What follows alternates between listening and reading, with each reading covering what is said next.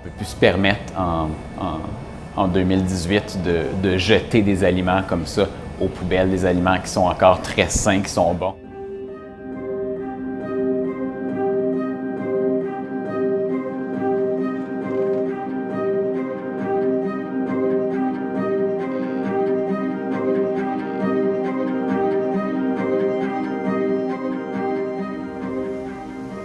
Mais ici, c'était très facile à la pâtisserie d'utiliser la tablée des chefs, si on peut le dire, parce que je suis un peu maniaque de fraîcheur.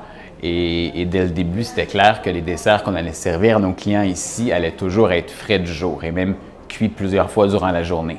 Ce qui fait que c'est sûr qu'à chaque jour, il y a des pertes à la fin de la journée. Mais rapidement, il a fallu trouver une solution et c'est là que la tablée a été géniale. On a juste appelé à la tablée comme n'importe quel restaurateur, n'importe quel hôtel peut le faire. Ils nous ont mis en contact avec un organisme du quartier. Et cet organisme vient plusieurs fois par semaine chercher tous les surplus alimentaires.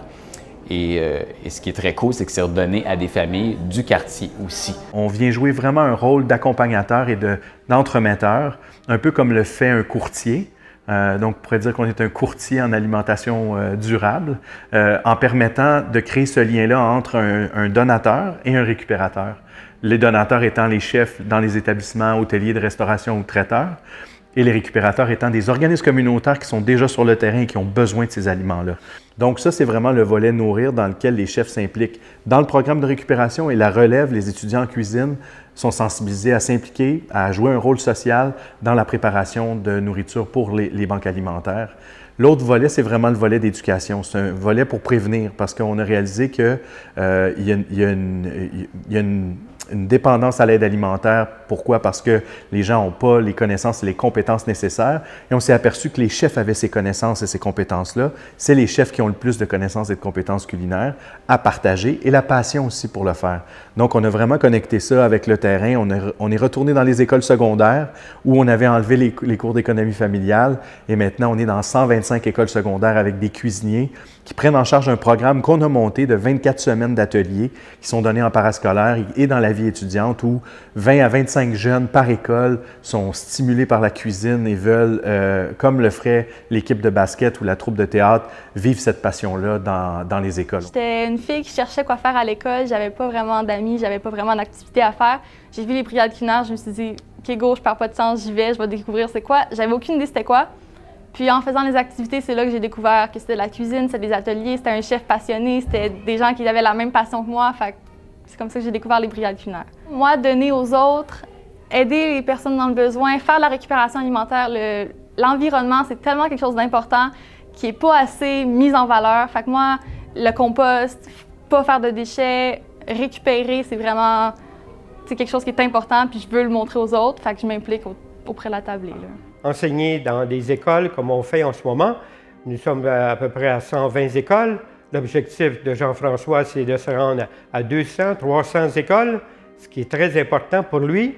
Donc, c'est son rêve à lui que tous les jeunes puissent être capables de cuisiner eux-mêmes à la maison plutôt que d'appeler un fast-food, si vous voulez. Donc, c'est quelque chose de merveilleux. Puis là, on va aller un peu partout. Donc, dans l'école, maintenant, on sera là pour apprendre, on sera là pour faire du sport, on sera là aussi pour apprendre comment bien se nourrir. Dans le fond, c'est ça, les brigades culinaires, ça a réveillé une étincelle qui était dans moi, que la cuisine, c'était quelque chose qui était dans moi. Puis mes parents, ils avaient toujours travaillé là-dessus, mais pas de là à faire popper l'idée que, hop, ça pourrait devenir une carrière. Mais avec les brigades culinaires, c'est devenu une opportunité.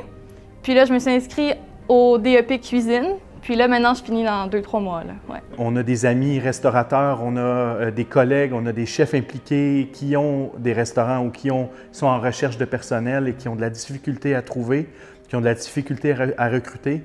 Nous, on est en contact avec des milliers de jeunes stimulés qui n'ont pas encore nécessairement de préjugés défavorables envers le métier.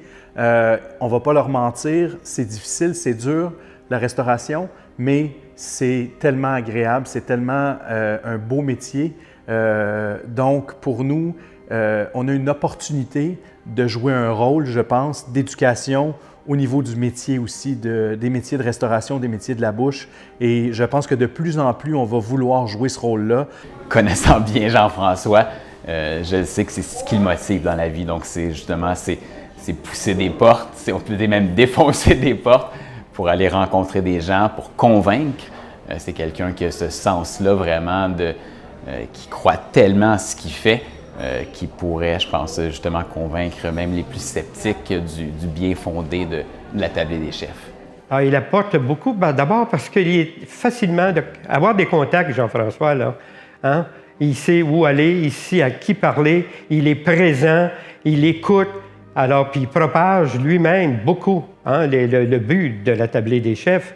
Donc ça, c'est d'être à l'écoute de tous ces gens-là, que ce soit une compagnie, que ce soit une brasserie, que ce soit ce que vous voulez. D'ailleurs, c'est la raison que nous avons beaucoup de commanditaires aujourd'hui. C'est grâce à lui, définitivement. Ben oui, je pense qu'on a vraiment raison de rendre hommage à Jean-François et à la tablée des chefs. Pour moi, c'est une cause qui avait tout simplement besoin d'être créée, dans le fond. Donc, il y avait vraiment un besoin là. Et la formation culinaire, en effet, c'est quelque chose qui est essentiel. Et on a besoin d'outiller mieux nos jeunes, justement, à ce niveau-là. Bien, certainement que Jean-François Archambault mérite d'être récompensé parce que tous ses efforts depuis 2002 jusqu'à aujourd'hui ont tellement été importantes. Ça continue à grandir encore aujourd'hui, puis toute l'équipe qui est autour de lui, il mérite d'être récompensé. Donc oui, pour moi, ça mérite 100%.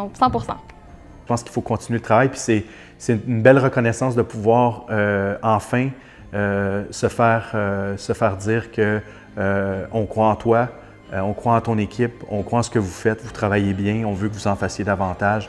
On est prêt à répondre à la commande et à livrer la marchandise.